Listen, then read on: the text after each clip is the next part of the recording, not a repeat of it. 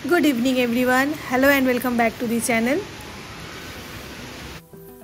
तो এখন প্রায় সন্ধ্যে 6টা মতো বাজতে চললো। তো আজকে ভালোই বৃষ্টি পড়ছে ব্যাঙ্গালোরে।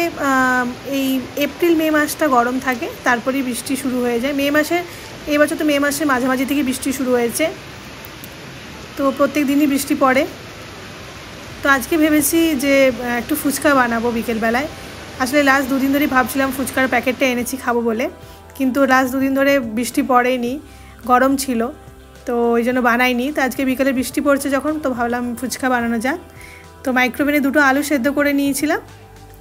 তো এবারে এতে একটু পেঁয়াজ কুচি, একটু শসা কুচি আর একটু ধনেপাতা কুচি দেব।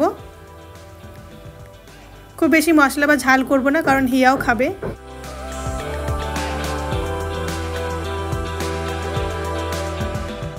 তো এখানে আমি তেঁতুলটাকে নুন চিনি দিয়ে ভিজিয়ে রেখেছিলাম, সেটা গুলে নিলাম ভালো করে। তো এটা দেখো SD এর পানিপুরি পাঁপড়, এটা 53 টাকা দাম নেয়, অনেকগুলো থাকে প্যাকেটে। তো এটা মাইক্রোওভেনে চাইলে বেক করতে পারো, আবার তেলেও ভাজা যায়।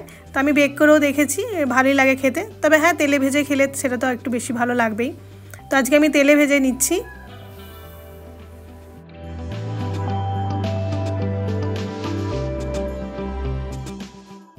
ফুচকা রেডি হয়ে গেছে। তো প্রথম আমি হিয়ারটা বানিয়ে দিচ্ছি।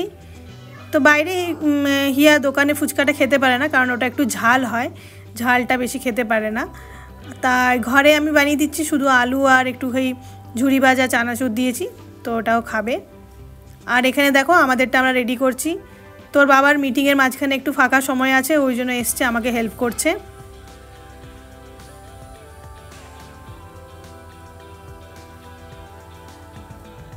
তো ওপর থেকে এই তেঁতুল গোলা জলটা দিয়ে দিচ্ছি। তো তোমরাও চাইলে ওই SD এর রেডিমেড ওই পাপড়িটা এনে রাখতে পারো, তাহলে যে কটা চাইলে ভেজে নিলে, বাকিটা স্টোর করে রেখে দিলে। আর ফুচকা যেটা পাওয়া যায় রেডিমেড, সেটা স্টোর করে রাখা যায় না, ওই জন্য আমি এটাই প্রেফার করি, কারণ এটা থাকে ভালো।